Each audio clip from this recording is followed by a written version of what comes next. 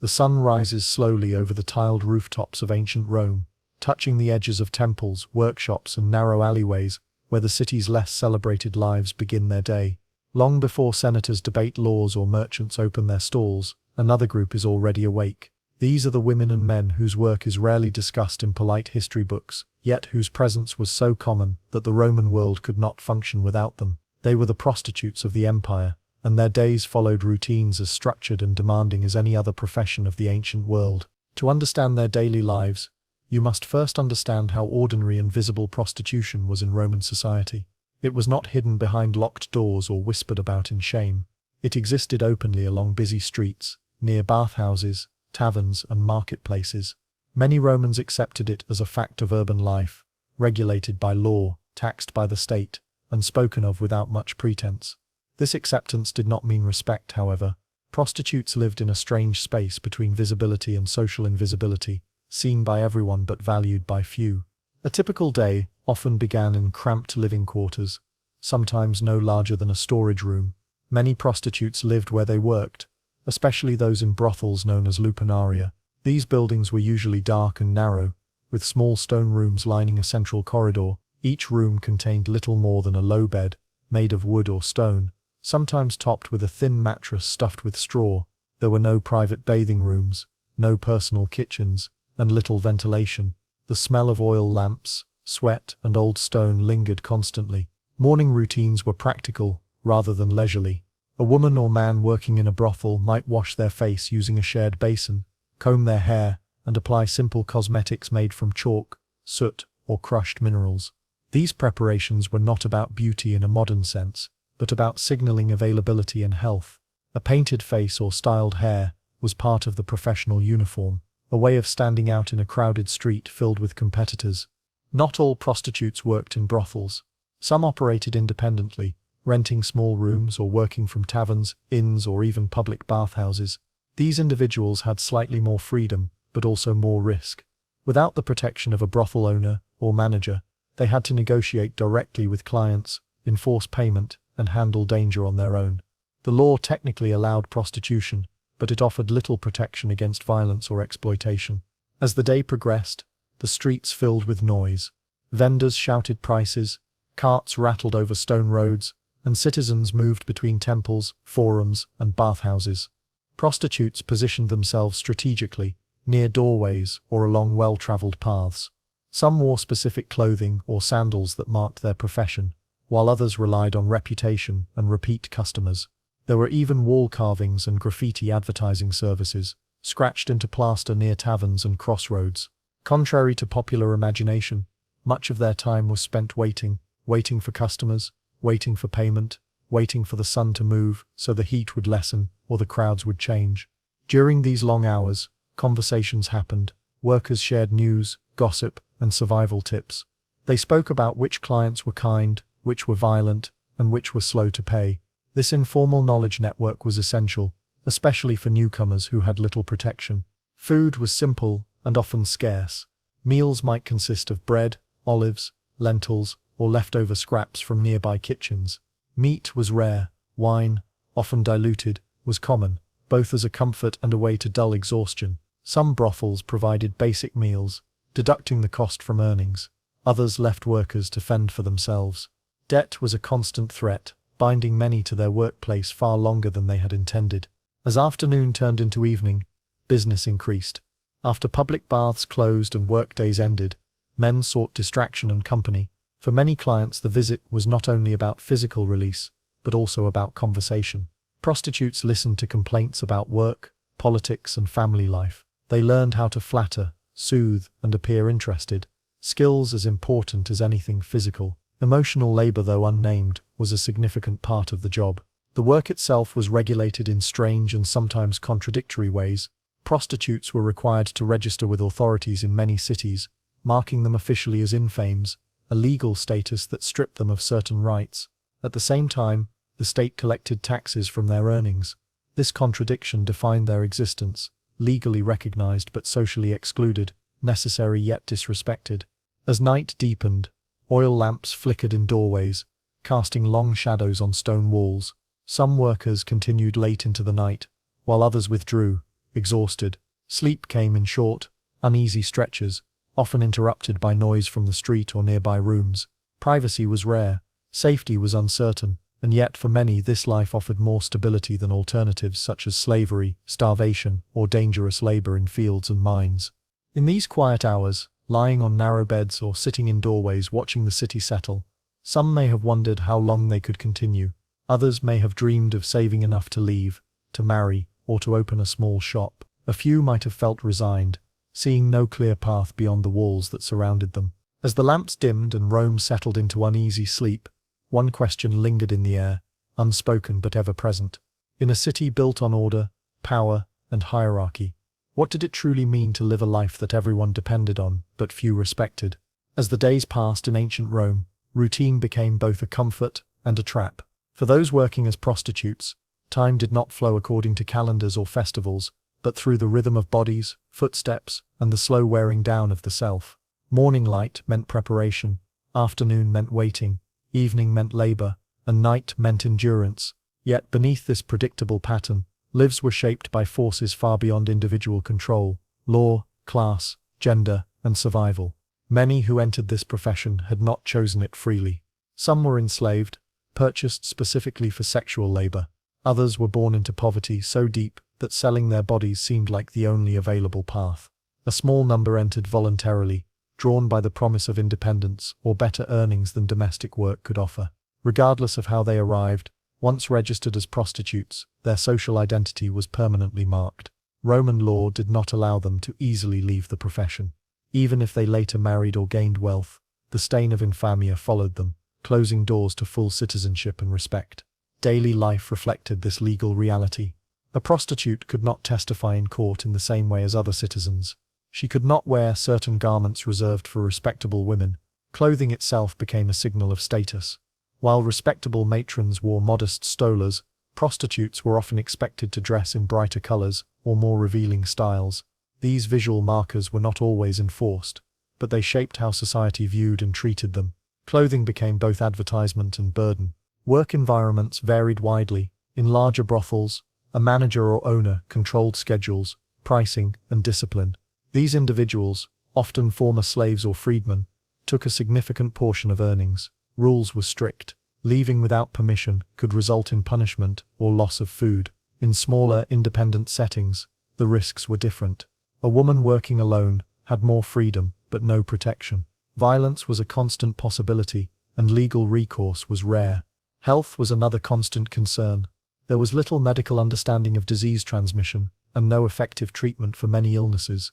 Some prostitutes used herbal mixtures or crude contraceptives, hoping to avoid pregnancy or infection. Midwives and healers sometimes offered advice, but much of it was guesswork passed down through generations. Pregnancy could mean financial ruin or forced abandonment of a child. Infant exposure, a tragic but common practice, haunted many who worked in this world. Despite these hardships, strong social bonds formed among workers. Shared suffering created solidarity. Women warned one another about dangerous clients, shared food when money was scarce, and helped care for children born into brothels. These small acts of kindness created fragile communities within an unforgiving system. Humor, gossip, and storytelling helped them endure long nights and exhausting routines. The broader Roman population both relied on and scorned these workers. Soldiers, merchants, and officials used their services, yet publicly condemned the profession. Moral writers warned of corruption and excess, even as they frequented the very establishments they criticized. This hypocrisy was woven into Roman culture, rarely questioned and rarely challenged. As years passed, aging brought new fears. Youth was currency, and beauty faded quickly under harsh conditions. Older prostitutes often found themselves pushed aside, earning less and working longer hours. Some transitioned into managing others, while many simply disappeared into poverty. There was no pension, no safety net, and little sympathy. Survival depended on resilience, connections, and luck. Religion offered limited comfort. While certain gods were associated with fertility and love, organized worship did not offer redemption or protection from social stigma. Temples existed nearby, but entry into sacred spaces could be restricted. Faith became private and personal, a quiet hope rather than a public refuge. And yet, life continued. Days blurred into weeks, weeks into years. The city grew and changed around them. Emperors rose and fell, buildings burned and were rebuilt. Through it all, these individuals remained a constant presence, invisible yet essential, forming an unspoken foundation beneath the grandeur of Roman civilization. As night returned, and the streets once again filled with footsteps and shadows, a quiet question lingered for those who lived this life. If survival required such sacrifice, and society depended on their labor while denying their dignity, what future, if any, could they hope to claim for themselves? By the time many Roman prostitutes reached the later years of their working lives, the city around them had changed in ways both subtle and profound. Streets were repaved, emperors came and went, and new laws were proclaimed with each political shift. Yet for those at the margins, change often meant very little. The routines remained. The dangers remained. What changed most was the body itself, slowly wearing down under years of labor, stress, and neglect. Age was not kind in a profession built on youth. Wrinkles, scars, and exhaustion reduced earning power long before a person was truly old. Some attempted to adapt by taking on different roles. A few became attendants in bathhouses, using their knowledge of bodies and social behavior to survive. Others worked as intermediaries, arranging meetings or managing younger workers for brothel owners. These positions offered slightly more stability, but they were rarely secure or respected. For those who could no longer find work at all, the options were grim. Begging was common, as was dependence on informal charity from former clients or acquaintances. The Roman state offered no welfare system, and family support was rare, especially for those who had been publicly marked as immoral. Aging prostitutes often lived on the edges of society, invisible unless they caused inconvenience or disruption. Despite this, their influence lingered quietly in Roman culture. The stories, jokes, and graffiti of the time reveal a population keenly aware of their existence. Walls in Pompeii and other cities still bear inscriptions praising, mocking, or memorializing individual workers. These fragments show that while society tried to dismiss them, it could not fully erase their presence. Their names, carved into stone, outlasted many of the respectable citizens who once walked past them. Some former prostitutes found ways to reclaim agency later in life. A small number saved enough money to purchase freedom, if they had been enslaved, or to open small taverns or inns. These establishments often became informal gathering places, run by women who understood human behavior deeply. Their experience navigating desire, conflict, and survival gave them a form of wisdom rarely acknowledged by official history. Yet for most, there was no clean ending. The work did not conclude with dignity or ceremony. It faded gradually, replaced by poverty, illness, or dependence on others. Death often came quietly, without record or recognition. Burial, if it happened at all, was modest. Names were lost, stories forgotten. Still, their impact endured in ways that are easy to overlook. Roman society functioned as it did partly because these individuals absorbed its contradictions. They bore the weight of hypocrisy, allowing respectable citizens to maintain appearances while indulging private desires. They served as emotional outlets in a rigid world, listening to confessions that could not be spoken elsewhere. They navigated danger daily, developing resilience and awareness that few others possessed. In this sense, their lives reveal something essential about the ancient world. Rome was not only built by emperors, soldiers, and senators, but also by those who lived in its shadows. The empire's stability relied not just on laws and legions, but on invisible labor performed by people who received little in return. When we look back now, it is tempting to judge the past through modern values, or to reduce these lives to tragedy alone. But history becomes richer when we acknowledge complexity. These individuals were not merely victims, nor were they simple symbols. They were people navigating limited choices, making daily decisions within a system that rarely favored them. As the centuries passed and Rome itself began to fade, the voices of these individuals were largely lost. Yet their experiences echo in modern discussions about labor, dignity, and social judgment. Their stories remind us that progress is uneven, and that the most essential roles in any society are often the least celebrated. As the lamps of ancient Rome finally dim, and the streets fall silent, one question remains suspended across time. When future generations look back on our own era, whose unseen labor will they overlook, and what ordinary lives will history quietly forget? Before newspapers, before printed notices, before public clocks chimed the hour for everyone to hear, information traveled through human voices. In medieval towns, the most reliable source of news was not parchment or ink, but a person standing in the street with a strong voice and a steady presence. This person was the town crier, a figure both ordinary and essential, whose daily labor shaped how communities understood the world around them. To understand the life of a town crier, it helps to imagine the rhythm of a medieval town waking up. The streets were narrow and uneven, often muddy or slick with refuse. Shopkeepers lifted wooden shutters. Animals were driven through narrow lanes, and the smell of bread mixed with smoke from hearth fires. In this setting, the town crier prepared for the day not with armor or tools, but with memory, lungs, and discipline. Most town criers lived modestly. Their homes were small, often rented rooms near the town center, so they could respond quickly when summoned. Unlike nobles or merchants, they did not enjoy wealth or status, but they held a unique position of trust. The crier's voice represented authority. When he spoke, people were expected to listen. This made accuracy essential. A mispronounced order or forgotten detail could lead to confusion, fines, or unrest. Each morning often began with a visit to the town hall or the residence of a local official. There, the crier would receive the day's announcements. These could include new laws, tax changes, market regulations, public punishments, lost property notices, or warnings about disease or fire. Sometimes the messages were written, but often they were delivered orally, requiring careful memorization. Literacy was useful, but not always required.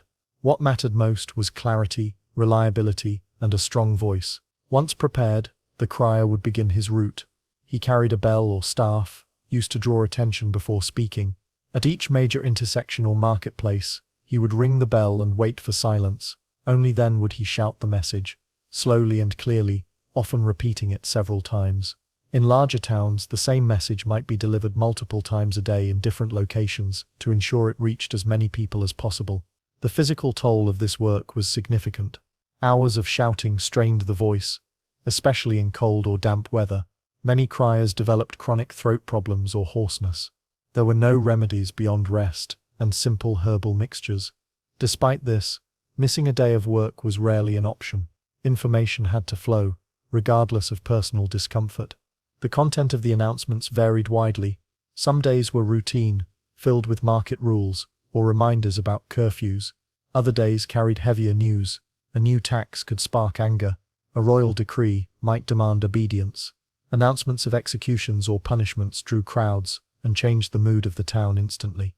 In moments like these, the crier stood at the center of public emotion, absorbing reactions without responding. The role demanded emotional restraint. A town crier could not show fear, disagreement, or personal opinion. He was expected to speak as the voice of authority, not as an individual. This made the job isolating in subtle ways. While many people recognized the crier's face and voice, few knew him personally. He was familiar but distant, present everywhere yet belonging nowhere in particular. Despite this, the position came with certain protections. Harming a town crier was often considered an offense against the town itself. This granted a measure of safety in an otherwise rough world. Children were taught to respect the crier, and adults often relied on him to settle disputes by clarifying laws or announcements. In times of crisis such as fires or approaching armies, the crier's voice could save lives. Outside of official duties, the crier lived an ordinary life. He bought food, repaired his clothes, and socialized in taverns like anyone else. Some were married, others lived alone. Their social standing fell somewhere between laborer and minor official, respected but rarely admired. They were not leaders, but without them, leadership could not function effectively. As evening approached, the crier's work usually slowed. Final announcements were made before darkness fell, when voices carried less clearly and streets grew unsafe. The bell was silenced, and the town settled into quieter routines. For the crier, this was a moment of rest, but also reflection. Each day brought a new set of words that could shape public behavior, spread fear, or restore order. Lying down at night, the town crier carried the echoes of the day in his mind. He might replay phrases to ensure they had been spoken correctly or worry about how a message was received. In a world without written certainty, memory was everything, and he was the living vessel of that memory. As the town slept, the crier remained an invisible thread holding daily life together. Yet few paused to consider what would happen if that voice were gone. If no one stood in the square to speak, how long would order last before confusion took its place? As days turned into weeks, the life of a town crier settled into a pattern shaped by repetition, responsibility, and quiet endurance. What appeared simple from the outside was, in truth, a demanding role that required constant awareness of the town's shifting moods. The crier did not merely repeat words, he carried authority through sound, and sound could travel in unpredictable ways. Each morning brought uncertainty. Some days were calm, filled only with routine announcements about market rules or lost livestock. Other days brought tension, a new tax decree, a summons for military service, or a public punishment could turn an ordinary morning into a moment of collective unease. The crier was always the first to face that reaction. Angry murmurs, curses under breath, or sharp glares were part of the job. Though he did not make the laws, he often absorbed the frustration they caused. Training for the role rarely came from formal instruction. Most criers learned by watching others. Older criers taught them how to project their voice without shouting themselves hoarse, how to pause so words carried farther, and how to choose the right spots where sound traveled best between stone walls. There was an art to it, shaped by experience rather than written rules. A skilled crier could make a single announcement reach dozens of listeners without repeating it more than necessary. Weather played a constant role in shaping the day. Rain muffled sound and soaked clothing. Cold air tightened the throat and shortened breath. In winter, announcements were rushed, voices cracking in the frost. In summer, heat and dust made long hours exhausting. The town crier had no shelter during his rounds, and few sympathized with his discomfort. His task remained the same, regardless of season.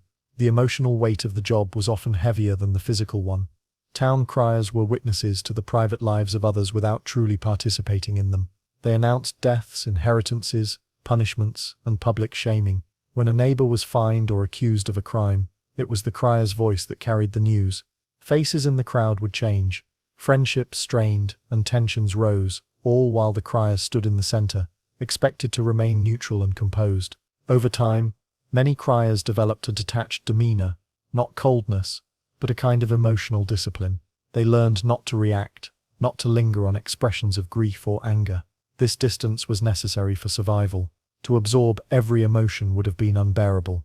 Instead, they focused on clarity and consistency, letting their voices become tools rather than expressions of self. Despite this distance, the crier could not escape being recognized. Children mimicked his calls in play. Merchants adjusted their routines around his schedule. Travelers used his announcements to understand local rules. In a world with limited literacy, the crier was a living bulletin board, a bridge between authority and everyday life. Payment for this work varied. Some criers received a small wage from the town treasury. Others were compensated with food, lodging, or exemptions from certain taxes. It was rarely enough to ensure comfort, but it offered stability in a time when many struggled to survive. A crier who performed reliably could hold the position for years, even decades. As time passed, the role began to shape the person performing it. Voice, posture, and demeanor slowly transformed to fit the expectations of the role. The crier became a symbol of continuity in a world marked by change. While merchants came and went, and rulers rose and fell, the familiar voice in the square remained. Yet beneath that sense of permanence lay uncertainty. Political shifts could make a trusted crier suddenly expendable. A new ruler might bring new officials and dismiss old ones. A single mistake, a mispronounced order or delayed announcement, could cost a livelihood built over years. As evening fell, and the final announcement echoed through emptying streets, the town crier often walked home in silence. The work was done, but the weight of responsibility lingered. Each word spoken that day had shaped decisions, movements, and emotions across the town. And as the sun disappeared beyond the rooftops, one quiet question remained unanswered. In a world where voices carried power, what happened when the voice itself was no longer trusted? As years passed, the role of the town crier became both more familiar and more fragile. What had once felt like a position of quiet importance slowly revealed its limits. The world was changing, and with it, the way information moved through communities. Yet for a long time, the crier remained the human thread holding order together. Age arrived gradually. The strong voice that once carried effortlessly across stone streets began to strain. Breaths shortened. Words that once rang out with confidence now required careful pacing. A seasoned crier learned to adapt, choosing better positions, speaking in measured rhythms, conserving energy. Still, there came a point when even experience could not compensate for a body worn by years of exposure to cold, rain, and strain. With age came reflection. Many criers had spent decades announcing the lives of others while their own passed quietly in the background. They had proclaimed marriages they would never attend, punishments they had no power to prevent, and deaths of people they once knew as neighbors. Over time, these announcements blended into a continuous reminder of impermanence. Nothing stayed fixed. Laws changed, leaders fell, towns expanded or declined. The voice remained, but the world around it transformed. Some towns honored long-serving criers with small gestures. A modest pension, a place to live, or continued food allowances might be offered. In many cases, however, there was no formal recognition. When a crier could no longer perform his duties, he simply faded from public life. Another voice took his place, and the rhythm of the town continued uninterrupted. For those who stepped away, life after service was uncertain. Without savings or family support, former criers often relied on charity or small informal work. Some assisted scribes, helped in markets, or guided travelers through unfamiliar streets. Their knowledge of local life remained valuable, even if their role had changed. Others faded into obscurity, remembered only faintly by those who had once listened to them daily. The arrival of written notices, improved literacy, and eventually printed materials slowly reduced the importance of the spoken announcement. Walls that once needed a human voice to animate them began to fill with posted notices. The role of the town crier shifted from necessity to tradition. In some places, it became ceremonial, performed on special occasions rather than daily routines. Yet even as their practical role declined, the memory of the town crier lingered. They had been more than messengers. They were witnesses to history as it unfolded at street level. They saw how laws affected ordinary people, how fear spread during times of plague, how relief followed good harvests, and how quickly joy could turn to unrest. Through their voices, entire communities experienced the rhythm of public life. In the end, the town crier's legacy was not written in books or monuments. It lived in habits of listening, in the shared experience of gathering to hear what came next. The simple act of pausing in the street to listen connected people to one another and to the authority that governed them. As the centuries moved forward, and new forms of communication replaced the human voice, something quiet was lost. Information became faster, more distant, less personal. The sound of a familiar voice announcing the day's events faded into memory.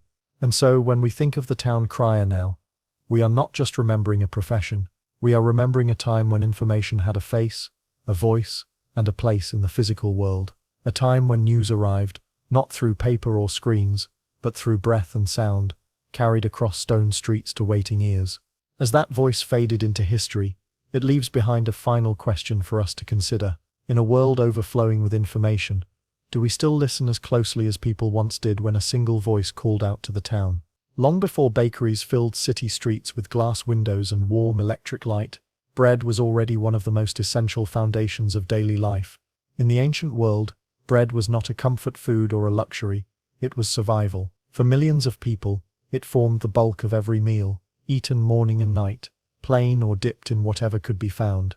And behind that simple loaf stood bakers whose lives were defined by heat, exhaustion, and unending routine.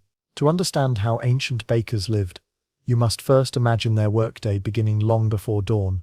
While most of the city slept, bakers were already awake, moving through darkness lit only by oil lamps. Dough had to be prepared hours before sunrise, so bread would be ready when customers arrived. There were no machines, no measured temperatures, no instant yeast. Everything depended on experience, instinct, and strength. Flour arrived in heavy sacks, carried from mills outside the city.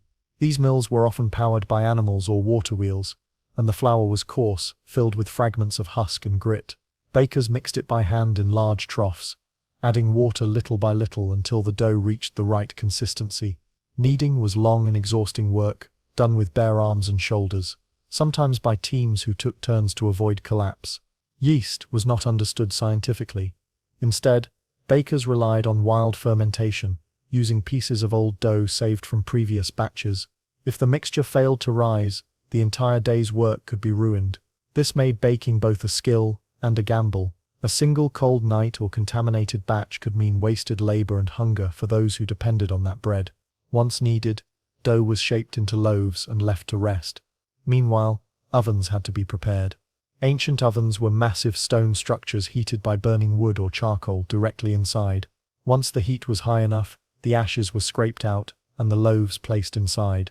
Timing was everything. Too early, and the bread burned. Too late, and the heat faded. The baker's world was defined by heat. The air inside bakeries was thick, smoky, and oppressive. Burns were common. Arms bore scars from brushing against hot stone or metal tools.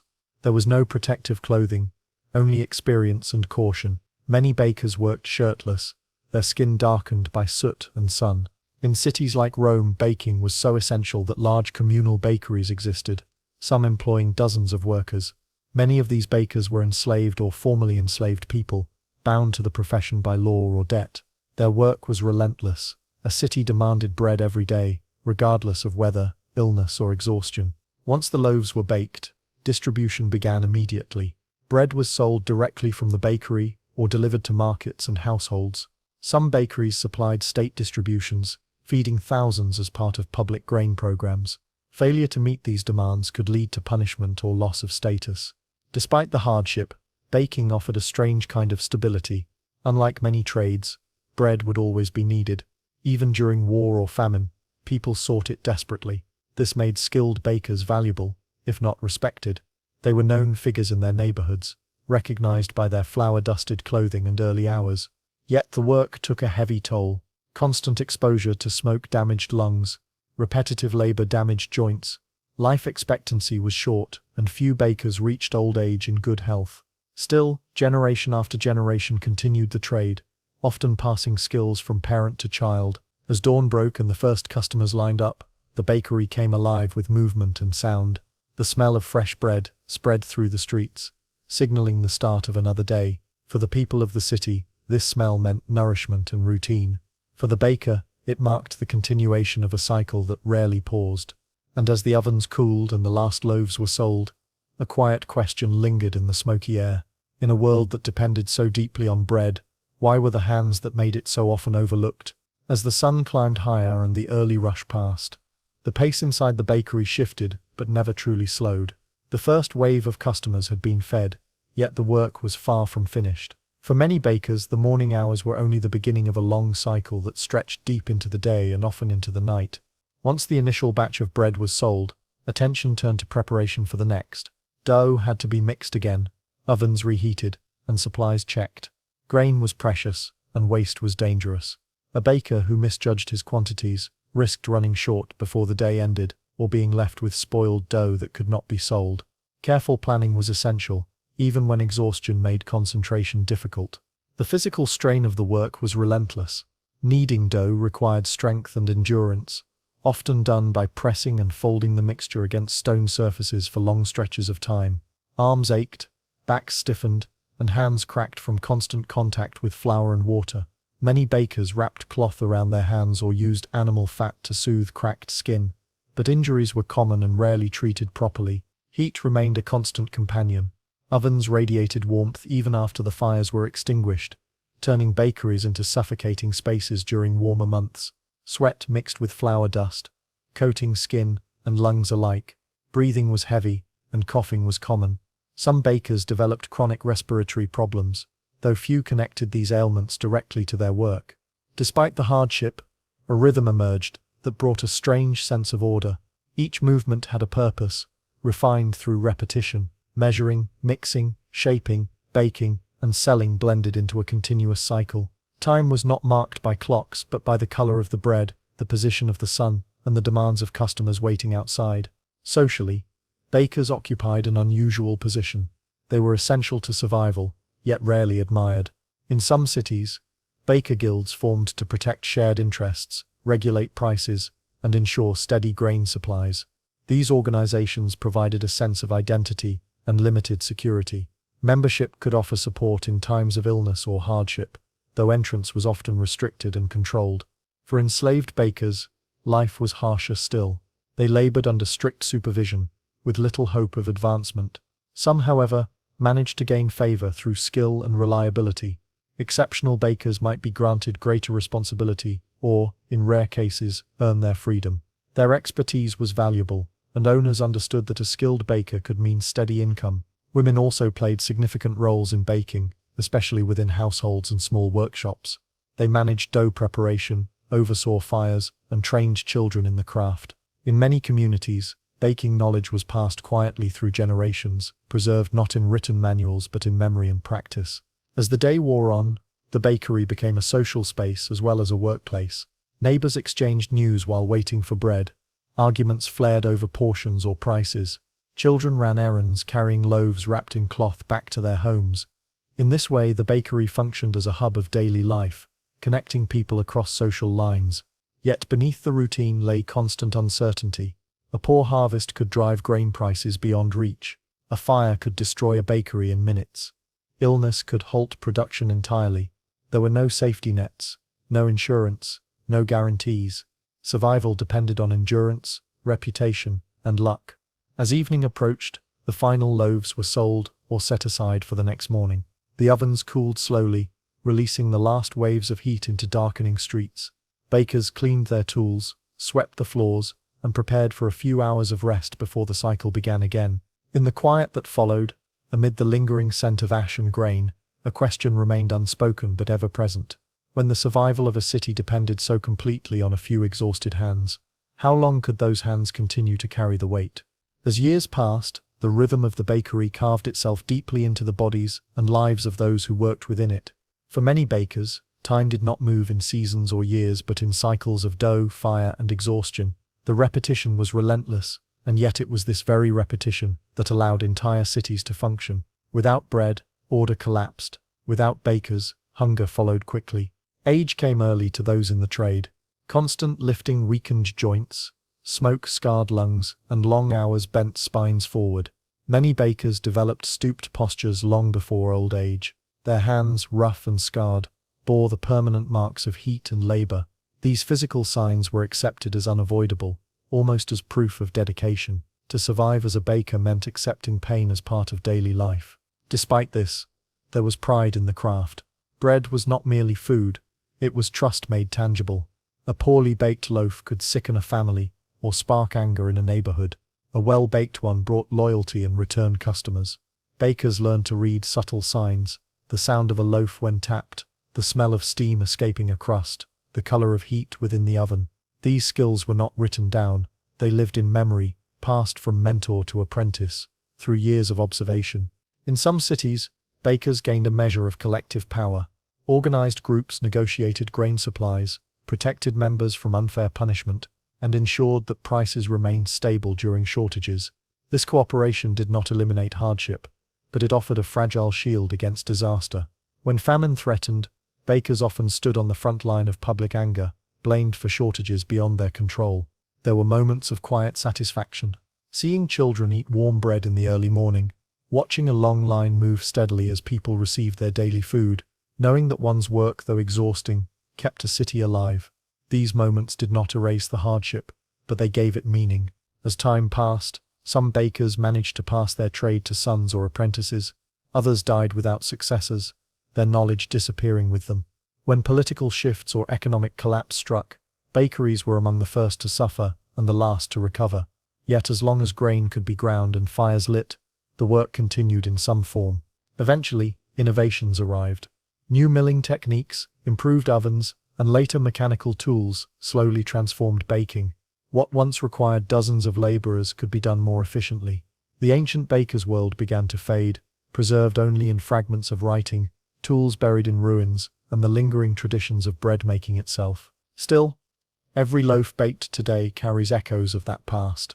The motions of kneading, the patience of waiting for dough to rise, the careful watching of heat, all trace back to those early bakers who labored without relief or recognition. Their work shaped daily life more than most rulers ever did. As the last embers cooled and the ancient ovens fell silent, one truth remained. Civilizations rise on grand ideas and powerful leaders, but they endure only because ordinary people wake before dawn and do the work that must be done.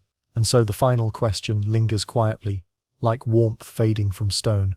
If the simplest labor holds a society together, why do we so often forget the hands that carried it? Long before sunrise, when the streets of Rome were still quiet and the air carried the chill of night, another group of workers was already awake. Long before senators debated or merchants opened their stalls, the bath attendants were preparing the spaces that would soon fill with noise, steam, and human presence. Their labor began in silence, long before the city stirred, and ended long after most citizens had returned home. Public baths were among the most important institutions in Roman life. They were places of hygiene, leisure, social connection, and business. Yet behind the polished marble and echoing halls existed a world of relentless physical labor performed by people rarely noticed. Bath attendants, often enslaved or of the lowest social rank, made the grand system function from the shadows. The day began with fire. Fires had to be lit hours before the first visitors arrived. Massive furnaces burned beneath the floors, heating water and circulating warm air through hollow spaces in the walls. This system, known as the hypercaust, required constant attention. Attendants hauled wood, stoked flames, and monitored temperatures with careful precision. A fire left unattended could cool too much or grow dangerously hot, cracking stone or filling rooms with smoke. Heat was both tool and threat. The furnace rooms were suffocating. Filled with ash and thick air, workers moved in near darkness, sweating heavily, even before sunrise. Burns were common, and smoke damaged lungs over time. There was no rest here, only repetition. The fire had to burn steadily for hours, and someone always had to be present to tend it. As the baths warmed, other attendants prepared the pools. Water had to be drawn, carried, and poured into basins of varying temperatures. Floors were scrubbed clean of yesterday's dirt. Oil residue and sweat had to be washed away before patrons arrived. Every surface reflected the work of unseen hands. By mid-morning, the bath complex began to fill. Citizens of every social class passed through the doors, from wealthy officials to laborers seeking relief from physical strain. The attendants faded into the background, moving quietly as they guided visitors, handed out towels, and maintained order. Their presence was expected but rarely acknowledged. Each attendant had a specialized role. Some managed the fires. Others guarded clothing, cleaned pools, or applied oils to patrons' skin. A few assisted with massages or scraping sweat and dirt from bodies using curved metal tools. This intimate labor required patience and restraint. Attendants were expected to be efficient but invisible, respectful yet emotionally distant. Despite their constant proximity to the elite, bath workers held little status. Many were enslaved or bound by debt. Their proximity to wealth did not translate into security. They lived in cramped quarters nearby, sleeping little between shifts. For them, the baths were not places of leisure, but of endless repetition. Yet, within this harsh routine, small moments of humanity emerged. Quiet conversations between workers during short breaks, shared food eaten quickly before returning to duty, a sense of pride in keeping the complex running smoothly. In a society obsessed with order and appearance, they were the unseen force preserving both. As the day wore on, the baths grew louder. Conversations echoed against stone walls. Steam thickened the air. The attendants moved tirelessly through it all, their bodies adapting to heat and fatigue. They learned to pace themselves, to conserve strength for long hours ahead. When night finally came and the last patrons departed, the work was not over. The baths had to be cleaned again, fires managed, and preparations made for the following day. Only then could the attendants rest, often on hard floors nearby, knowing they would rise again before dawn. And so the cycle continued, day after day, unseen by those who enjoyed the warmth and comfort of the baths. The grandeur of Rome rested on their labor, yet their names were never recorded. As the steam slowly faded and the firelight dimmed, one question lingered in the heavy air. In a world that prized leisure and luxury, who remembered the people who made comfort possible at all? As the sun climbed higher and the city's streets grew noisy, the bath attendants moved through their complex in near constant motion. Their work was no longer just about preparing pools or stoking fires. It was about maintaining a rhythm that allowed the baths to function smoothly despite crowds, heat, and unpredictable human behavior. Every task had to be completed with precision and speed, yet with a subtlety that made the labor invisible to those who benefited from it. The attendants' duties were physically demanding. Heavy buckets of water had to be carried from cisterns or aqueduct-fed channels to pools and basins. Floors, constantly wet and slippery, required frequent scrubbing to prevent injury to patrons and to maintain hygiene in an era without modern sanitation. Oil and sweat-coated surfaces, demanding vigilance and persistence. Tools of cleaning, scrapers, brushes, and cloths were used continuously, wearing down hands and arms over time. Even the smallest mistake could have consequences. Water too cold or too hot would upset patrons. Uneven floors or debris could cause accidents. Fires left unattended could damage the building or destroy the day's labor. The attendants' attention had to remain constant, their movements precise, almost choreographed. They were orchestrators of comfort, yet their work was so well integrated into the daily operation that it appeared effortless to the untrained eye. Interaction with patrons required tact. Attendants observed social hierarchies constantly. Wealthy citizens might demand special attention, while soldiers, tradespeople, or the poor required standard services. Some attendants were expected to massage or scrape oils from patrons' bodies, a task requiring both skill and discretion. Any sign of impatience or irritation could offend, yet emotional engagement was discouraged. The workers learned to navigate these social interactions with a careful neutrality, blending efficiency with subtle diplomacy. In the larger bath complexes of Rome, coordination among attendants was crucial. Teams worked in shifts, communicating silently with gestures or brief instructions to manage fires, water temperatures, and crowd flow. Each attendant knew the precise timing of each task. A misstep by one person could cascade, delaying services or causing discomfort that patrons would notice. The entire operation depended on this quiet collaboration. Health was a constant concern.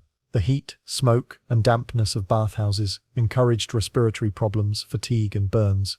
Some attendants developed chronic joint pain from hauling heavy containers of water and maintaining stone floors. Illness meant missing work was often not an option, as understaffed teams struggled to keep the baths operational. Even minor injuries could make labor excruciating but were endured quietly. Despite their low status, some attendants developed a wealth of knowledge. They understood water circulation, fire control, and even rudimentary chemistry of oils and cleaning solutions. They became experts in human behavior, predicting how crowds would move, how patrons would react, and when tensions might flare. These insights were valuable, though rarely rewarded formally. The social life of attendants was shaped by these shared experiences. In their small living quarters near the baths, workers shared meals, stories, and advice on managing patrons and surviving the relentless physical demands.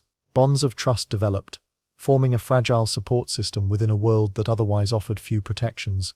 Evening brought no real respite. Baths had to be cleaned, fires managed for the night, and preparations made for the next day's early hours. Many attendants rested only briefly, knowing the cycle would begin again before dawn. This relentless pattern defined life for years, shaping bodies, minds, and social connections in ways few outside the profession could understand. And yet, despite the grueling routine and invisibility, their work held immense power. The comfort, hygiene, and social rituals of Rome's citizens depended entirely on the labor of these unseen individuals. Without their vigilance, the baths could not function, and the city itself would lose an essential rhythm of daily life. As night settled over the streets and the marble halls emptied, one quiet question remained. In a society built on public display and grandeur, what became of those whose skill and endurance allowed the spectacle to exist unseen? As years turned into decades, the work of the Roman bath attendants remained both indispensable and unacknowledged. Generations of workers followed the same rhythms: early mornings tending fires, endless hours moving water and scrubbing floors, evenings spent cleaning and preparing for the next day. Time passed quietly for them, while the city celebrated leisure, gossip, and ritual within the steamy marble walls they maintained. The physical toll of this life was relentless. Skin thickened and toughened from constant heat and steam. Lungs became coated with soot and dust. A slow erosion of health invisible, until severe. Hands, arms, and backs bore permanent marks of labor, sometimes limiting movement as age arrived. Injuries, burns, scalds, or joint damage were common, and recovery was uncertain. The bath attendants' survival depended not only on skill but on resilience. Despite hardships, there was a form of mastery embedded in their routine. They understood fire and water in ways that few outside their profession could appreciate. They knew which wood burned evenly, how long to stoke the hypoxed, how to gauge water temperature without modern tools. They could sense the mood of patrons, anticipate overcrowding, and prevent conflict before it began. Their work was technical, physical, and social all at once, requiring a constant balance between discretion and diligence. Some attendants, over years of experience, gained relative stability. Senior attendants trained newcomers, ensured smooth operations, and sometimes earned small privileges, such as better quarters or lighter duties. Yet status remained limited. Outside the walls of the baths, they were still among the lowest social strata, legally invisible in many ways. Enslaved workers remained property. Free attendants were overlooked despite their central role in public life. The bathhouse itself evolved slowly. New architectural innovations or expansions altered routines, yet the essential labor remained constant. Fires had to be tended, water carried, floors scrubbed, patrons guided. Each adjustment required learning and adaptation, forcing attendants to remain alert and flexible in the face of small but significant changes. The social bonds among attendants became one of the few sources of continuity and comfort. Shared hardship fostered camaraderie. They exchanged advice, warned one another about dangerous patrons, and provided mutual care for injuries or illness. These quiet networks sustained life in a profession otherwise defined by invisibility and endurance. The legacy of these workers is subtle but profound. The very culture of Roman bathing, the social rituals, the leisure, and the apparent grandeur relied entirely on their labor. Without them, the baths would have been chaotic, unsanitary, or unusable. They maintained public health, provided a controlled space for social interaction, and contributed to the rhythm of daily life in ways that left no mark in the history books, except in the echo of architecture and scattered inscriptions. As the marble halls grew cold at the end of a long day, and fires smoldered in the hyposts, the attendants finally rested. Yet their rest was temporary, for the cycle would begin again before dawn. They lived in the margins of memory, the quiet sustainers of a society that celebrated appearance and ritual far more than the labor that made them possible. And as the shadows of Rome lengthened and the city slept, one question lingered, unspoken and persistent.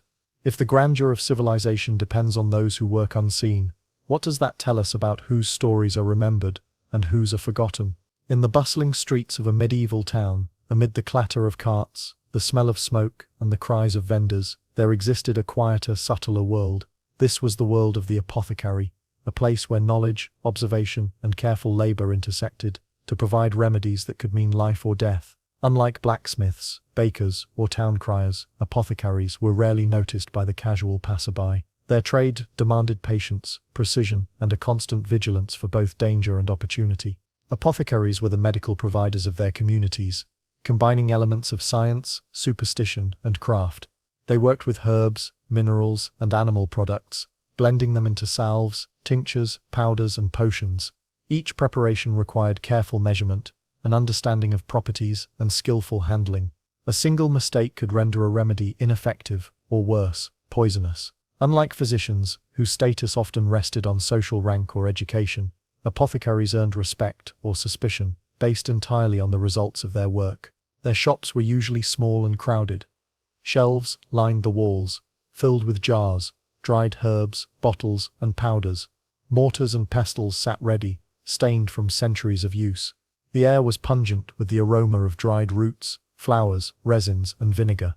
Dust and fragments of herbs drifted in motes that caught the sunlight through small windows. Every surface was functional. Beauty was secondary to utility. A mislaid ingredient or mislabeled container could be disastrous, yet disorder often appeared to the casual observer because the apparent chaos masked a strict logic known only to the apothecary. Daily life began early. Apothecaries scoured markets for fresh herbs, roots, and animal products, ensuring quality and avoiding contamination. Seasonal availability dictated much of their work, and knowledge of geography, trade routes, and local ecosystems was essential. A late shipment could mean delay, shortage, or missed opportunity to heal a sick patient. For many, the line between healer and merchant was thin. The need to survive economically was inseparable from the desire to provide care. Apprentices played a critical role. Young boys, or sometimes girls, trained for years under a master, learning the properties of ingredients, the proper methods of preparation, and the nuances of dosage. Instruction was painstaking. Mistakes were not always fatal, but they could ruin a day's work or endanger a patient. The apprentice learned by repetition, observation, and correction, slowly absorbing the craft into muscle memory and intuition. Clients ranged from wealthy citizens seeking exotic remedies to poor villagers who could pay only with labor or produce. Every patient brought a unique challenge. A common cold might require nothing more than a herbal infusion, while infections, wounds, or fevers demanded complex blends and careful monitoring. Apothecaries needed not only chemical knowledge but also social skills. They were confidants, counselors, and observers of human behavior as much as medical practitioners. The dangers were constant. Some ingredients were toxic if mishandled. Mercury, arsenic, and belladonna were used cautiously, for both their healing and harmful properties. Fires in shops were a perpetual threat. Powdered herbs could ignite with a single spark. Beyond physical danger, apothecaries risked social suspicion. Accusations of witchcraft or malintent could spread quickly. Success required not only skill but discretion, tact, and sometimes secrecy. Despite these hazards, the apothecary's work was vital. In towns where physicians were rare or prohibitively expensive, the apothecary often served as the primary source of care. They healed wounds, treated fevers, eased pain, and sometimes extended life in ways invisible to history. Their labor was both scientific and practical, grounded in observation, experience, and careful record-keeping. The rhythm of the day was relentless. Morning brought collection and preparation, midday saw consultations and sales, and evening demanded cleaning, inventory, and reflection. Each action was calculated, purposeful, and repetitive. It was a life measured in doses and droplets, not hours, and one small miscalculation could echo across the day with unforeseen consequences. As twilight fell and the shop quieted, the apothecary reflected on the delicate balance of his work, the interplay of ingredients, human behavior, and chance. Each day ended with questions unanswered, experiments incomplete, and the knowledge that tomorrow would demand the same careful vigilance. Success was fleeting, errors permanent. And yet, as the town's streets darkened and the marketplace emptied, a thought lingered. In a world dependent on remedies crafted by hands that went largely unseen, who would remember the quiet labor that kept entire communities alive? As the apothecary's day progressed, the complexity of their work deepened. Morning errands, gathering herbs, roots, and minerals were only the beginning. Each ingredient had to be cleaned, measured, and prepared with painstaking care. Some herbs were dried, others crushed, and some steeped in alcohol or vinegar for days. Even the smallest misstep could ruin a remedy or endanger a patient. Precision was not optional, it was survival. Apothecaries relied heavily on experience, intuition, and observation. Many remedies were based not on formalized knowledge, but on oral traditions and careful trial and error. They observed how patients reacted to treatments, adjusted mixtures, and recorded the results meticulously in ledgers or notebooks, though literacy varied. Over time, they built catalogues of symptoms and responses, creating an informal, personalized medical knowledge that was both practical and invaluable. Apprentices, vital to the operation, were trained in multiple skills simultaneously. They learned to recognize plants in the wild, distinguish subtle differences in leaves or roots, and identify the signs of decay or contamination. They observed the master prepare potions, learning ratios, timing, and the proper sequence of mixing. Mistakes by apprentices were corrected swiftly, sometimes harshly, for even minor errors could produce disastrous results. Interaction with clients demanded tact and social intelligence. A wealthy patron might expect elaborate remedies and deference, while a poor villager could be anxious, frightened, or skeptical. Apothecaries became confidants, listening to ailments, family histories, and even personal fears. Their success depended as much on empathy and communication as on the effectiveness of their mixtures. Reputation was fragile, and a single misdiagnosis could destroy trust or invite accusations of malpractice or even witchcraft. The apothecary's work was also a race against time. Disease did not wait for convenience. Fevers, infections, and injuries could progress rapidly. Each delay required improvisation, substituting ingredients, adjusting dosages, or creating entirely new remedies from limited resources. Resourcefulness was essential. A skilled apothecary could turn scarcity into life-saving solutions, while failure often meant dire consequences for both client and practitioner. Hazards were a constant presence. Toxic substances, arsenic, mercury, hemlock, were handled daily. Fire threatened every corner of the shop, particularly in spaces cluttered with flammable powders and oils. Improperly stored ingredients could ferment or spoil, producing odors, illness, or injury. Beyond physical risks, there was the threat of social or legal repercussions. Medieval communities could be unforgiving. A failed remedy, suspicion of malintent, or even mere association with mysterious substances could invite gossip, fines, or accusations of sorcery. Yet, despite these challenges, apothecaries held a quiet authority. They mediated between life and death, health and illness. In towns without trained physicians, their knowledge was the first line of defense. Families sought them not just for cures, but for guidance, reassurance, and sometimes even secrecy. Apothecaries occupied a liminal space, neither fully respected nor entirely distrusted, bridging science, craft, and social expectation. The day often ended with a mixture of relief and exhaustion. The final remedies were dispensed, fires extinguished, tools cleaned, and ledgers updated. By the time the street outside grew quiet, the apothecary might finally sit, reflecting on the day's successes and failures, mentally cataloguing which remedies worked, which needed adjustment, and which patients would require follow-up. The work never truly ceased. Even rest was filled with planning, memorization, and observation. And yet, beneath the surface of precision and skill, a question remained unresolved in a society that depended on these quiet hands to sustain life. Who would remember the labor, ingenuity, and knowledge of those who remained almost invisible to history? As months turned into years, the apothecary's life unfolded as a continuous cycle of observation, preparation, and quiet vigilance. Each day reinforced the delicate balance between skill and chance, knowledge and error. Success meant lives preserved, trust earned, and reputation maintained. Failure could mean illness, accusation, or loss of livelihood. In a world without standardized medicine or oversight, the apothecary walked a precarious line, navigating both science and society. Experience shaped both hands and mind. The repetition of grinding herbs, mixing tinctures, and monitoring reactions became instinctive. Some remedies were memorized by heart, while more complex mixtures required careful documentation. Apprentices absorbed not only techniques but also judgment, the subtle art of knowing when to adjust a dose, when to combine ingredients differently, or when a patient's symptoms suggested an entirely new approach. This knowledge, painstakingly accrued, was rarely written for posterity, surviving instead in human memory and practice. The social dimension of the apothecary's work remained ever present. Families depended on them not only for remedies, but for guidance. Townspeople approached with fear, hope, or desperation, sharing ailments, anxieties, and secrets. The apothecary's role demanded discretion and empathy, qualities often unacknowledged by society. They were observers of human behavior, chroniclers of suffering, and silent witnesses to the vulnerabilities of those around them. Hazards continued to shadow their work. Handling toxic substances, managing fires, and navigating unpredictable patients were daily realities. Missteps were expensive, dangerous, or socially perilous. In some cases, even a carefully crafted remedy could provoke suspicion, leading to whispered accusations of witchcraft. Survival required not only skill but constant awareness of both material and social landscapes. Over time, some apothecaries achieved stability.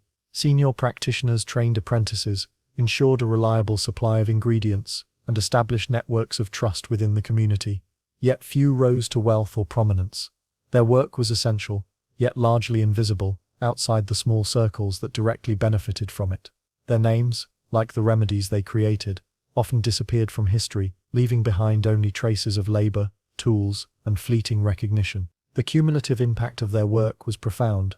Through careful observation and application, they extended lives, eased suffering, and enabled communities to function. Their labor preserved not only health, but also social cohesion, ensuring that towns could continue to thrive even in the face of disease and scarcity. Without apothecaries, the smallest illnesses might have escalated into epidemics, minor injuries into lasting disability. As night fell, and the apothecary finally extinguished the lamps in the shop, the long day's work concluded only in form. The mind remained alert, cataloguing observations, planning adjustments, and anticipating the challenges of tomorrow. Rest was brief, for the cycle of preparation, consultation, and experimentation was unending. And so, as the streets emptied and the town settled into darkness, one enduring question lingered in a world that relied so completely on quiet expertise and meticulous labor. Why are the lives of those who preserve it so easily forgotten by history? In the grand corridors of Roman administration, amid the clang of bronze, the murmur of officials, and the rush of messengers, there existed a quieter, meticulous world, the world of the scribe. These individuals were the unseen architects of Rome's bureaucratic machinery, translating memory, law, and commerce into written form. Without them, records would vanish, orders would be lost, and the machinery of empire would grind to a halt. And yet, outside the walls of offices and archives, few noticed their presence. Scribes were not mere copyists. They were responsible for creating documents of immense importance: legal contracts, tax records, census lists, military orders, and correspondence between provincial governors and the Senate. Their work demanded precision and consistency, for even the smallest error could trigger disputes, financial loss, or political fallout. A miswritten number on a ledger could cost a citizen their property. A missing word in a legal decree could delay military supplies. Their tools were simple yet indispensable. Ink made from soot or plant materials, styluses and wax tablets, or later, parchment and papyrus. Writing surfaces were delicate and costly, meaning mistakes were expensive. Correcting errors often required scraping, covering, or starting anew.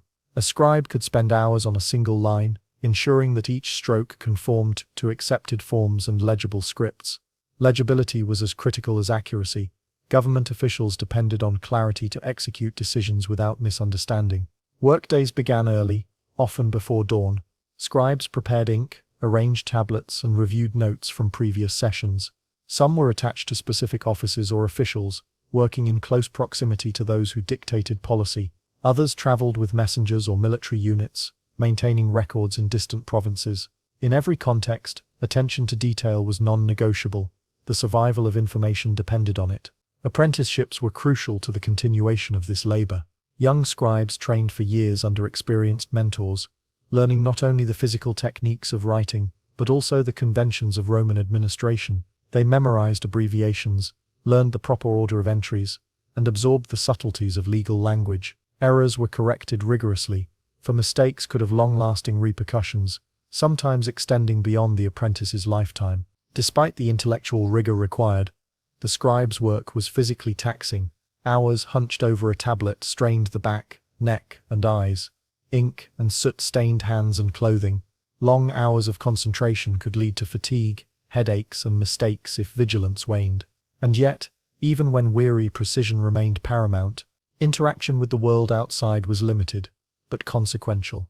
Scribes often served as intermediaries between ordinary citizens and the bureaucracy. Farmers, merchants, and soldiers relied on them to record payments, verify transactions, and ensure legal recognition of property or rights. Inaccurate recording could result in injustice, yet the scribe's role was invisible unless an error occurred. Recognition, when it came, was rare and usually indirect. A grateful official, a corrected tax record, a settled dispute. The rhythm of life for scribes was repetitive yet demanding. Days were filled with writing, reviewing, and copying. Nights were often spent checking work or preparing materials for the following day. Their labor created a permanent record of an impermanent world, capturing details of administration, trade, and human behavior that would otherwise vanish. And yet, despite the scale and importance of their contribution, a question remained unresolved. In an empire built on law, commerce, and recorded history, who remembered the laborers whose hands ensured that the empire's memory survived? As the empire expanded, the scribe's responsibilities grew in both complexity and consequence. No longer confined to a single office or city, scribes were dispatched across provinces, traveling alongside administrators, governors, and military officers. Their work became a bridge between the distant corners of Rome and the central authority, ensuring that the sprawling bureaucracy functioned as a coherent whole. Every document, every record, was a thread in the empire's intricate web, and the scribe held the loom. Provincial scribes faced unique challenges. They dealt with diverse populations, languages, and customs. Translating local information into the standardized Roman system required adaptability, patience, and keen observation. Census data, tax records, and property claims had to be consistent with central regulations while accommodating local variations. Errors could spark rebellion, dispute, or bureaucratic confusion. Each line written was an act of control, a subtle enforcement of order in an often unpredictable world. Daily life for traveling scribes was harsh. Journeys were long, often on foot or by mule, across rough terrain and under harsh weather conditions. Supplies of ink, tablets, and parchment were limited, forcing careful rationing. Mistakes were not easily corrected on the road, meaning vigilance had to be maintained at every stage.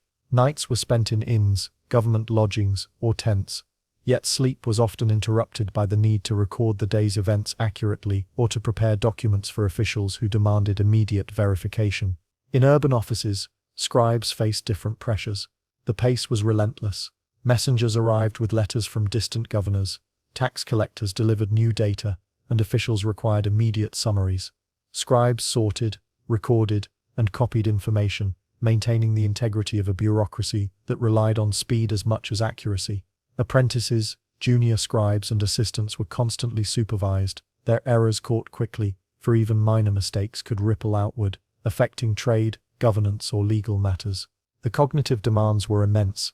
Scribes had to recall legal procedures, memorize formats for letters, understand numeric systems for accounting, and ensure consistency with prior records. Mistakes were not easily forgiven. A miswritten decree or miscalculated tax could result in political repercussions, fines, or punishment. The scribes' intellect was tested as rigorously as their stamina, yet recognition was rare. Their work was expected, invisible, and often only noticed when it failed. Socially, scribes occupied an unusual space. They interacted with powerful officials, yet remained subordinate. They observed the machinations of power while rarely participating. They knew the decisions, secrets, and disputes of the elite, yet their presence was meant to be unnoticed. Some scribes managed to leverage this proximity to gain status or influence, but for most, discretion was survival. The more invisible their hand, the more secure their position.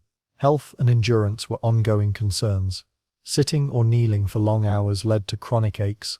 Eyes strained from poor lighting, soot from lamps irritated respiratory systems, and the repetitive motion of writing wore on fingers and wrists. The monotony of work could dull the mind, yet attention could not waver. Every tablet, every scroll, carried consequences beyond the scribe's immediate perception. Despite these challenges, there were small rewards. Mastery of the craft offered steady employment, and, in some cases, modest prestige within administrative circles. A scribe's knowledge of law, commerce, and governance was unmatched in the community. They became indispensable, even if anonymous. The empire relied on them silently, and the endurance of Roman bureaucracy depended on their skill. And yet, amid this constant labor, one unresolved question persisted. In a civilization whose power relied on meticulous records and careful administration, who truly remembered the people whose pens held the empire together? As decades passed, the role of the Roman scribe became both more specialized and more indispensable. Those who endured the physical strain, mental rigor, and social invisibility were often the only things standing between order and chaos. Their work formed the backbone of administration, the unseen framework on which taxes were collected, laws enforced, and military campaigns coordinated. Every decision made in Rome, from the Senate to distant provinces, depended on the accuracy and diligence of these laborers. The scribe's skill deepened over time. Repetitive tasks honed precision. Memorization and observation created a mental library of procedures, formulas, and precedents. Senior scribes trained apprentices in the subtle arts of document preparation, measurement, and record-keeping. These apprentices absorbed not only technical skill but also judgment, how to prioritize, how to detect inconsistencies, how to anticipate the consequences of a miswritten number or misplaced word. Knowledge was passed quietly, orally, and through painstaking demonstration, creating a lineage of expertise invisible to outsiders. Despite their critical role, scribes remained largely invisible. Their labor was noticed only when mistakes occurred. A miscopied law could provoke disputes. A delayed tax record could anger officials or citizens alike. Yet for every day the work went flawlessly, no acknowledgement came. Their existence was a paradox. Essential yet unrecognized, powerful in effect yet powerless in status. Health consequences accumulated over a lifetime. Hours hunched over tablets and scrolls caused chronic pain in back, shoulders, and wrists. Eyes strained under flickering lamplight. Lungs irritated by soot and dust from ink and parchment. The monotony, combined with physical fatigue, tested endurance and focus. Still, experience tempered error, and many scribes developed methods to pace themselves, manage fatigue, and maintain accuracy despite the demands. Scribes also became subtle witnesses to the empire's life and decay. They saw patterns of taxation, recorded population movements, and documented disputes. They glimpsed corruption, greed, and the machinery of power, understanding the lives of citizens in a way few others could. Their work captured daily life in its practical and bureaucratic dimensions, creating a detailed map of a society, otherwise known only through scattered historical fragments. At the end of a long career, a scribe might retire quietly, leaving behind a body of work that ensured continuity across generations. Their contributions were functional, lasting, and vital, yet their personal stories often vanished. Families might remember the skill, apprentices might inherit the practice, but historical recognition was rare. The documents endured, the names of their creators rarely did. Even as Roman society changed, expanded, and eventually declined, the labor of scribes left an enduring mark. Legal systems, administrative practices, and record-keeping traditions carried forward into medieval and modern institutions. The seemingly mundane work of writing, copying, and calculating had shaped the very structure of civilization, proving that quiet, meticulous labor can hold empires together. And so, as the scrolls lay neatly stacked and the last inked tablet dried in the sun, a final reflection remains. The empire owed its memory and its order to hands and minds that history largely forgot. If the continuity of a civilization depends on those who record, calculate, and preserve its every detail, why do we so often overlook the people who make the story itself possible? In the crowded streets and narrow alleys of ancient Rome, life unfolded with a rhythm dictated by labor, commerce, and survival. Among the many trades that shaped the city's daily hum, one stood out for both its notoriety and its invisibility: prostitution. To the casual observer, it might have seemed like a profession of leisure, pleasure, or vice. In reality, it was a complex, demanding, and often grueling occupation, requiring not only physical endurance, but also social acumen, emotional resilience, and strategic thinking. Roman prostitutes existed in a spectrum of roles and statuses. At one end were the highly visible street workers, known as meretresses, who offered their services in public spaces or near taverns. Their earnings were modest, their clientele varied, and their exposure to danger was constant. At the other end were the elite courtesans, or camarillae, who served wealthy citizens, senators, or foreign dignitaries. These women often enjoyed higher status, more stable income, and some degree of protection, but their work was equally strategic, requiring skill in conversation, etiquette, and influence. A day in the life of a street prostitute began early and ended late. In preparation, women attended to their appearance meticulously. Hair was combed, bodies washed if possible, and garments arranged to attract attention without violating social norms. Cosmetics, oils, and perfumes were used when affordable, masking odors from crowded streets and projecting an image of desirability. Even the act of dressing and presenting oneself required attention to detail, balancing allure with practicality. The streets themselves were both workplace and stage. Visibility was essential for attracting clients, yet exposure carried risks. Theft, assault, harassment, and arrest were constant threats. Women learned to read the environment, spotting potential customers, avoiding hostile crowds, and navigating patrols by authorities. Physical agility and situational awareness were as critical as charm or sexuality. Beyond appearances, survival required keen psychological insight. Clients came with diverse motives, temperaments, and expectations. Negotiation was part of every encounter. Setting prices, discussing services, and establishing boundaries. A misjudgment could result in insult, loss of payment, or physical harm. Reputation, even for street workers, was vital. A woman known for skill, discretion, or reliability could attract a steady stream of clients, whereas a poor reputation could mean weeks of lost income. Elite courtesans operated in more private and controlled environments, but faced their own pressures. They navigated the demands of powerful men, balancing intimacy with diplomacy, loyalty with self-interest. Success required intelligence, conversation skills, and an acute understanding of social networks. They often served as confidants, messengers, or advisors, their influence extending beyond the purely sexual into politics and commerce. Financial management was a daily necessity. Even high earners could face precarious circumstances if they failed to budget for rent, food, clothing, and bribes. Street workers saved cautiously, often investing in small luxuries or protections against theft and assault. Elite courtesans had to maintain appearances that reflected their social positioning, requiring careful expenditure to preserve status and attract desirable patrons. Physical demands were relentless. Sexual labor required endurance, flexibility, and awareness of one's health. Many women suffered chronic pain, infections, or injuries from repeated encounters. Hygiene was a constant concern, given limited access to sanitation and the risks of disease. Some relied on herbal remedies or informal networks of fellow workers for care, exchanging knowledge in ways that were rarely documented by outsiders. Social isolation was a hidden burden. Prostitution, while tolerated in certain contexts, carried stigma. Family ties, friendships, and long-term security were fragile. Women navigated a complex social landscape, forming alliances with other workers for protection, sharing information about dangerous clients, and sometimes negotiating collectively for safety or favorable conditions. Despite hardships, there were elements of agency and strategy. Skilled women could command better clients, negotiate higher fees, and sometimes secure stable patronage. They learned to manage their physical and emotional resources, choosing when to accept clients, how to pace labor, and when to withdraw from risk. Adaptation, observation, and careful planning were critical for survival in an environment that offered little security. Even outside work, the day demanded preparation. Rest was limited and often fragmented. Food had to be procured quickly, clothing repaired, and tools of trade, cosmetics, oils, and protective items, maintained. Every action was calculated to sustain the body, maintain reputation, and ensure future earnings. Leisure, if it existed, was brief and functional, rather than indulgent. As dusk approached, the streets changed character. Night brought new clients, different dangers, and altered rhythms.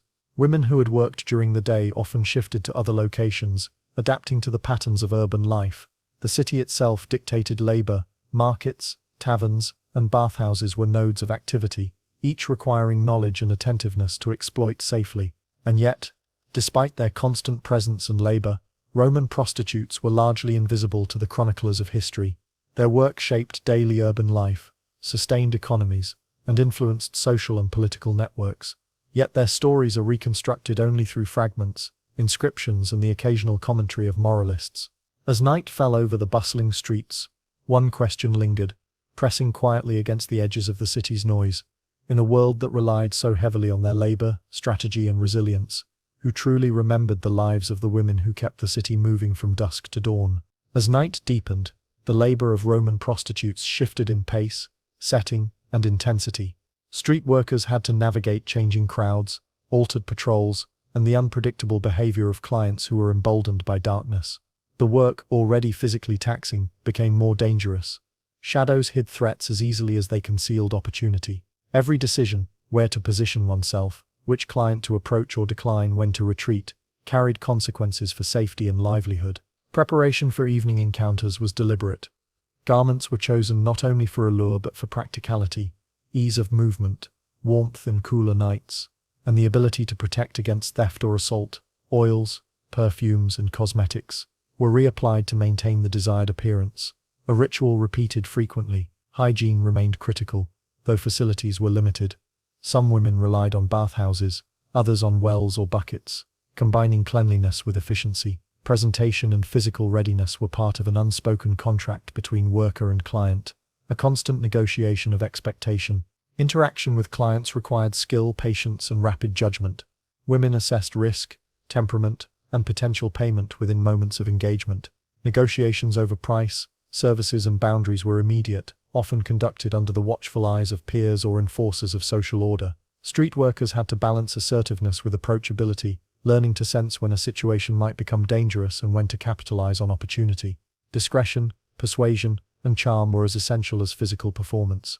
Elite courtesans operated in more controlled, but no less demanding conditions.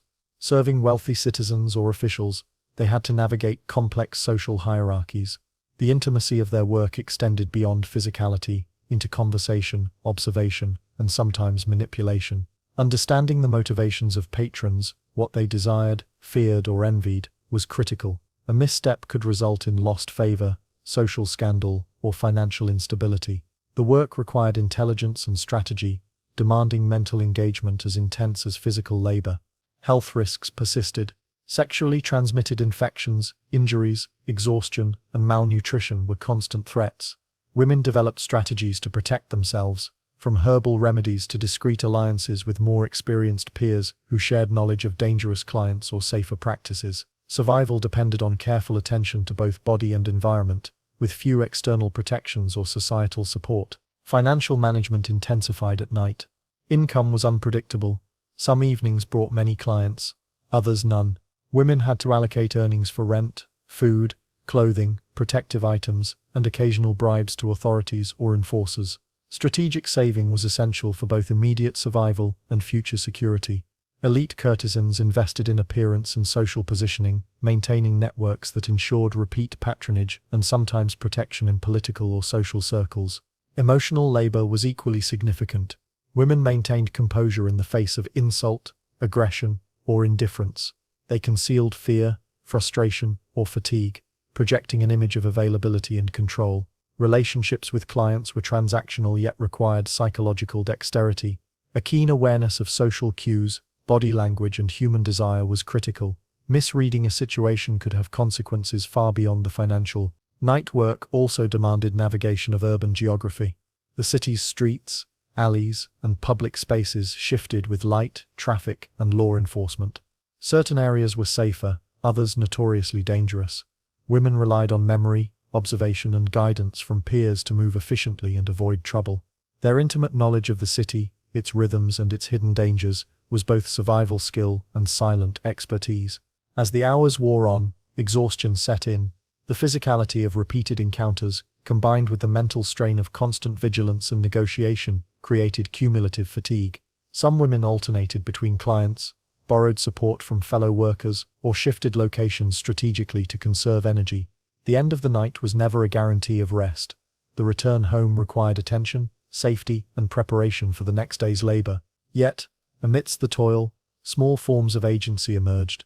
Women learned to command higher payments, attract preferred clients, or secure brief reprieves. They shared tips, warnings, and strategies with one another, creating informal networks of protection and knowledge. Survival was not passive, it was active, requiring continual adaptation, assessment, and strategy. Even as dawn approached and night's work ended, questions lingered.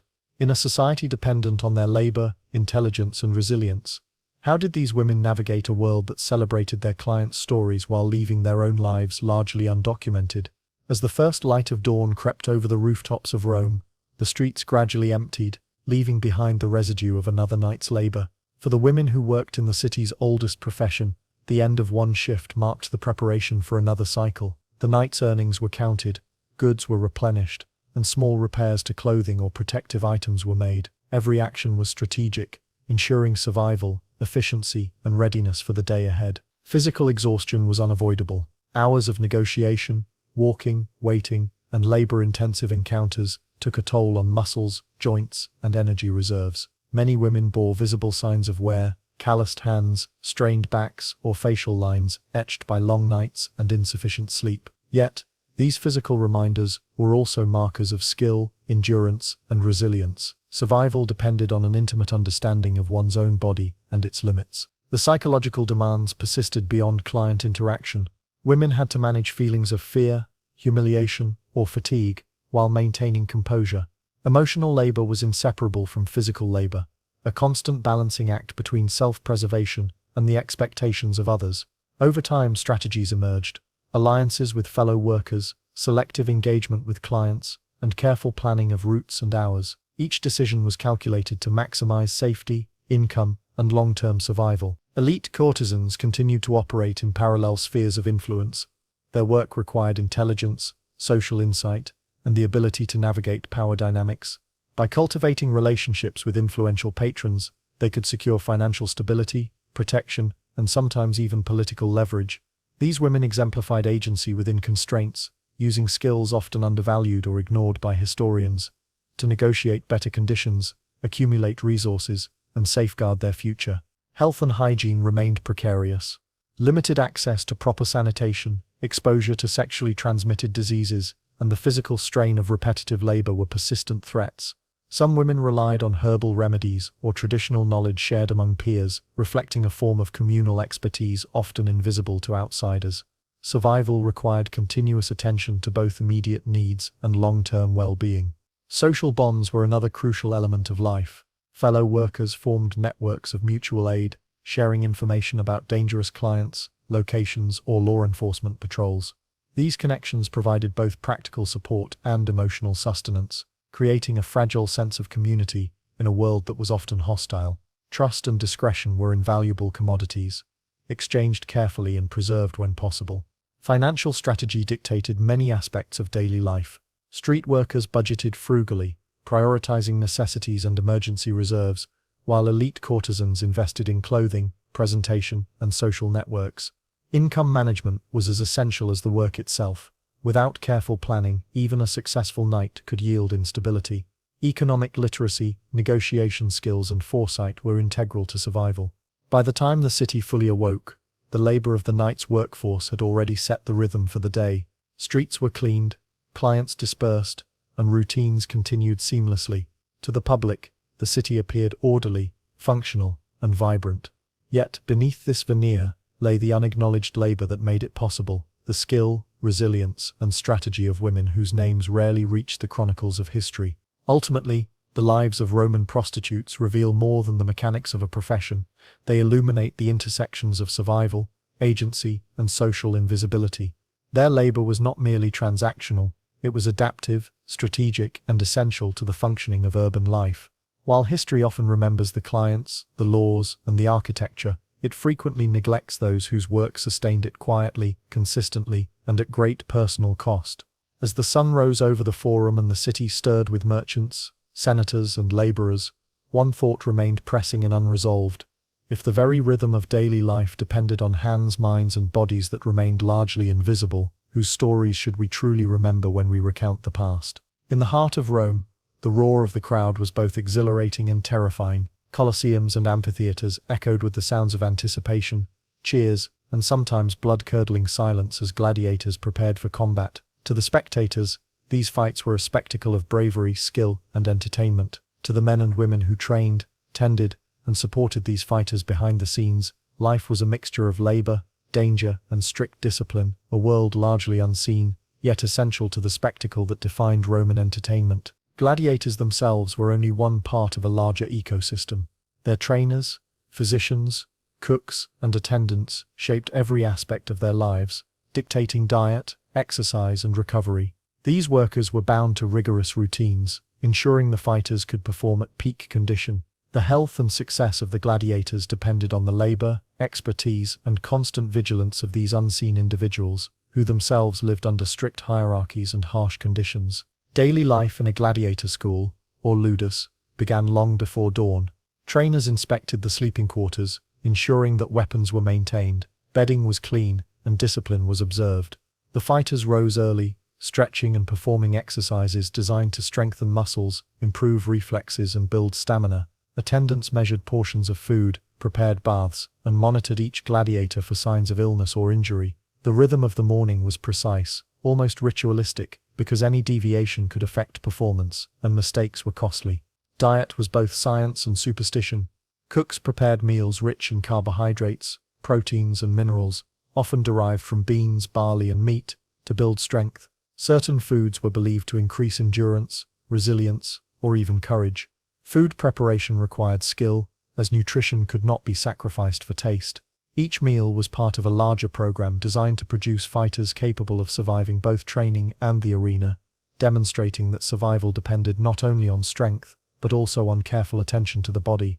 Medical care was equally meticulous. Physicians, or mediti, monitored wounds, infections, and general health. Gladiators were prone to injury. Cuts, bruises, broken bones, and chronic strain were commonplace. Treatments included herbal remedies, poultices, splints, and massage. Preventative care was also crucial. Proper rest, exercise moderation, and hygiene routines helped minimize risk. Those who tended to gladiators needed both technical knowledge and patience, because mistakes could result in long-term damage or death. The social hierarchy within the ludus dictated every interaction. Trainers wielded authority with strict discipline. Apprentices followed orders without question, and attendants worked tirelessly to meet the demands of both trainers and fighters. Daily routines were inflexible, with little room for error or personal preference. Time, labor, and energy were strictly allocated, and each participant understood their role within the system. Despite their proximity to fame and power, those working behind the scenes received little recognition. Their contributions were invisible to spectators who cheered for the gladiators' prowess but never considered the infrastructure that enabled it. Yet the labor of cooks, medics, weapon handlers, and attendants was essential. Without their vigilance, the spectacle would falter, injuries would be mismanaged, and the carefully orchestrated display of skill and bravery could collapse into chaos. Even leisure was tightly controlled. Gladiators and their attendants had short breaks, limited social interaction, and regulated movement within the ludus. Every moment was dedicated to training, care, or preparation for combat. The physical and psychological demands were immense, yet discipline, routine, and meticulous planning became second nature. Over time, Both fighters and those who served them developed endurance, expertise, and a kind of quiet resilience. As the morning faded into the afternoon, the bustling activity of the ludus mirrored the rhythms of the city itself. Streets outside were filled with merchants, citizens, and officials, while within the intense labor continued unnoticed. Each day was a careful balance of survival, skill building, and preparation for moments when performance would be judged, and failure could mean injury, disgrace, or death. And yet, despite their indispensable role, the lives of those who supported gladiators remained largely undocumented. Their work shaped the spectacle, the careers of fighters, and the entertainment of thousands. Yet their names and stories often disappeared with the dust of the arena. A question hung over the school like the shadow of the arena. In a society that celebrated courage and spectacle, who remembered the labor, discipline, and quiet expertise that made the glory possible? As the sun climbed and the city's noise reached its peak, the work within the ludus intensified. Gladiators trained relentlessly, but the labor of supporting them, often unseen, was equally demanding. Attendants moved constantly, carrying water, tending to weapons, and monitoring the fighters' exertion. Each action was calculated. Even a small oversight could compromise training or result in injury. The lives of those who worked behind the scenes were structured by discipline, timing, and careful observation. Weapons maintenance was a critical and highly skilled task. Wooden swords, shields, and protective gear had to be inspected, repaired, and replaced regularly. A weapon weakened by wear could endanger a gladiator's life during practice or in the arena. Attendants specialized in sharpening blades, binding shields, and creating safe yet effective sparring implements. Their hands, calloused from hours of repetitive labor, ensured that each piece of equipment functioned precisely. Mistakes were not merely inconvenient, they were potentially lethal. Medical care remained a constant concern. Even minor injuries could escalate into life-threatening conditions if ignored. Medics and attendants observed every bruise, scratch, and strain, applying poultices, bandages, and herbal remedies with meticulous attention. They monitored diet, hydration, and rest, calculating the right balance to maintain both strength and resilience. Their knowledge of anatomy, herbs, and recovery techniques, though rudimentary by modern standards, was essential to the survival of fighters whose lives were defined by risk. Nutrition and sustenance required equal diligence.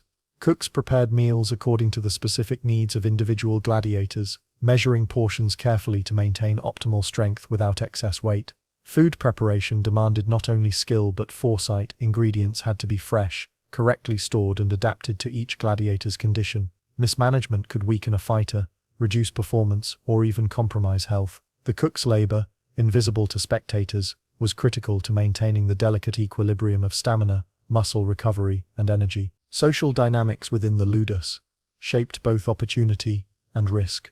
Trainers wielded absolute authority, dictating routines, enforcing discipline, and punishing lapses with swift consequences. Apprentices learned to obey commands without hesitation, internalizing the rhythms of labor and observation. Attendants often occupied intermediate positions. They were essential to operations, yet subordinate to both trainers and fighters. Navigating these hierarchies required skill, discretion, and emotional control, for mistakes or insubordination could disrupt routines or draw reprisal. The mental strain of continuous vigilance was immense. Attendants needed to anticipate needs before they arose, detect fatigue, and adjust schedules to maintain efficiency. Every movement was scrutinized. A misaligned shield, an improperly tightened strap, or a delayed bath could compromise training. Repetition honed instinct. After months and years, these workers developed a near-automatic awareness of their environment, a silent expertise that ensured the smooth functioning of the ludus. Even outside the training halls, responsibilities extended into logistics and planning. Procuring food, water, and medicinal herbs required negotiation with suppliers and understanding of trade patterns. Equipment had to be repaired, replaced, and transported. Coordinating schedules for trainers, fighters, and medical staff demanded foresight and organizational skill. The life of a behind-the-scenes worker was a blend of physical exertion, intellectual labor, and constant adaptation. The work was exhausting, often unrecognized, and sometimes perilous. Gladiators received fame, accolades, and the adoration of crowds, yet those who ensured their survival and readiness remained largely invisible. Their contributions were practical, essential, and enduring, yet history often overlooked them in favor of spectacle. Their labor made heroism possible, even if no one remembered the hands that sustained it. And as evening approached, when training slowed and the first shadows of the arena crept across the ludus, one unresolved thought lingered. In a society that celebrated blood, bravery, and spectacle, how much of the glory depended on those whose diligence, knowledge, and endurance remained unseen? As night descended on the city, the frenetic energy of the ludus slowly ebbed, leaving behind the subtle evidence of a day spent in disciplined labor. Gladiators, exhausted yet conditioned, returned to their quarters, the instructors retired from overseeing training, and the attendants, medics, and cooks completed the final tasks that would prepare the school for another cycle. Though largely invisible to the cheering crowds outside, the work done in these quiet hours was essential to the continuation of spectacle and survival alike. The meticulous maintenance of equipment persisted late into the evening. Weapons were cleaned, repaired, and carefully stored. Shields were inspected for cracks, wooden staves replaced, and protective gear arranged for rapid retrieval. Attendants moved efficiently, their work blending physical exertion with precise judgment. These actions, while unseen by the public, determined whether a gladiator could perform safely and effectively the next day, making the labor as critical as the combat itself. Medical care continued alongside these efforts. Minor injuries from training sessions were treated, herbs applied, and splints adjusted. Those who had fallen ill were monitored closely, their diet adjusted and routines modified. The attentiveness of medics and assistants ensured that the fighters remained functional, even under the constant strain of physical exertion.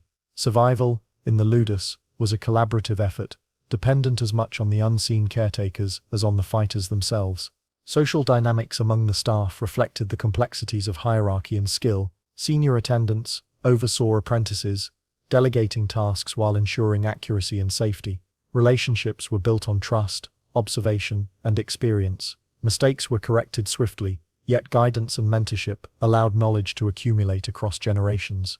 Hierarchies were rigid, yet within them emerged subtle networks of support, advice, and protection that allowed both fighters and their attendants to endure the relentless demands of the profession. Nutrition, an often overlooked aspect of survival, continued to shape the day. Cooks and stewards prepared the final meals, portioning ingredients according to each gladiator's needs.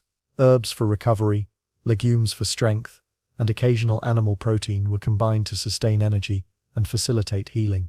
Careful management of diet ensured that fighters maintained stamina, recovered from injuries, and could endure repeated exertion. These behind-the-scenes choices, mundane in appearance, directly influenced performance in the arena. By nightfall, the ludus settled into a rhythm of quiet preparation and reflection.